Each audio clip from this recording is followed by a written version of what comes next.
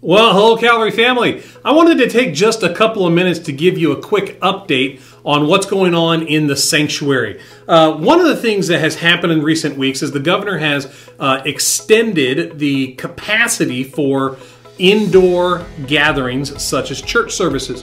We're allowed to have 25% of our room capacity or 150 people, whichever is larger.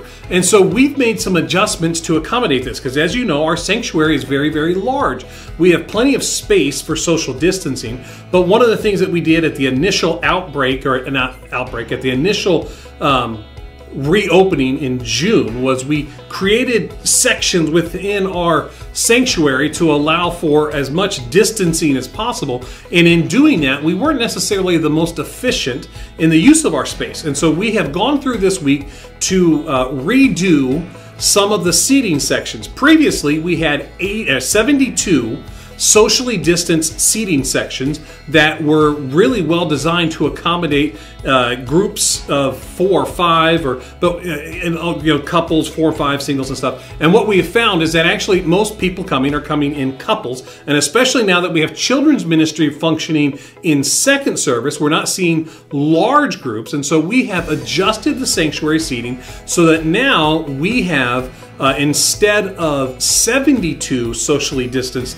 seating spots, we now have 90. And all we did was rearrange some of the black tape. You'll still be socially distanced and adequately spaced out from each other. And additionally, we have added 16 pairs of chairs, so 32 seats really, across the back wall of the sanctuary, so that if you feel necessary, you can always distance a little bit further. And I'll even say this: if you want to come to church on a Sunday, but you are concerned about the distancing, and I got to give you every assurance right now that we have sufficient space. As you know, our sanctuary seating capacity is actually about 1,100 people. And so we don't have as many pews as we used to, but the actual occupancy is 1,100. So we have plenty of space for distancing. But if you're concerned about that, we would invite you. You could still come, join us on a Sunday morning, sit in the balcony. We have chairs up there. It's not always the best view, but it would at least allow you to come worship with us. Because here's the thing I know. This is the testimony I've gotten from multiple people. It's just not the same being at home as it is being in the sanctuary. Now, if you have a health concern and you have a at-risk condition, please continue to worship from at home. I understand it completely.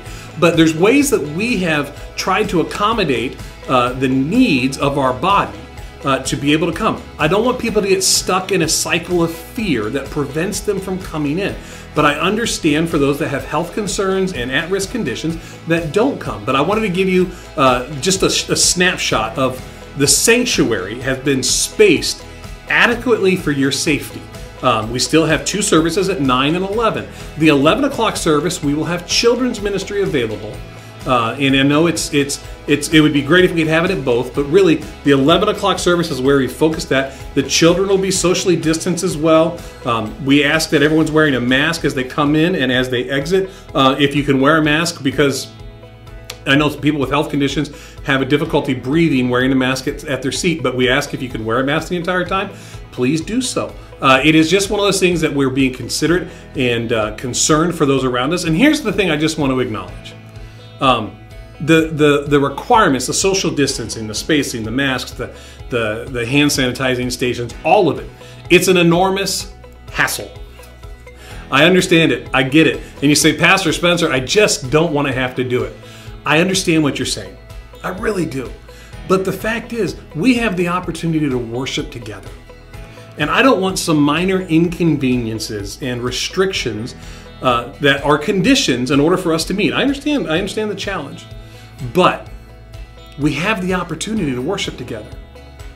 And there are Christians all around the world that would beg for that chance to openly worship together. And so I just want to invite you. Don't let that worry and fear grip you. We've got the things done safely.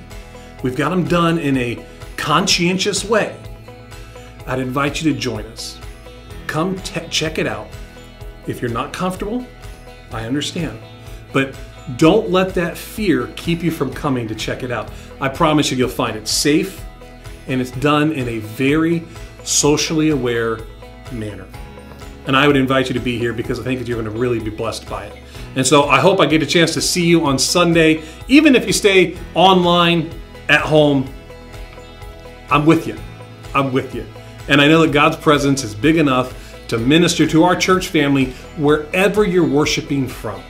Whether you're worshiping at home, whether you're worshiping on vacation, I know that God is big enough to bring us all together by His Spirit, and we'll be united by that. I just look forward to the time I can see each person face to face. I really do miss you. For those that I've seen, I'm always excited to see them. For those that I haven't seen yet, I miss you. I miss seeing your smiling face. And so even now, feel free to shoot me a Facebook message, shoot me an email. Let me know how you're doing. I want to know how you're doing because we are a church family. We're a body of Christ, and I want to know how's it going for you. And so I pray you're doing well. I pray you'll be able to join us soon, and I pray that you have a great week. God bless. I'll see you Sunday, either online or in person.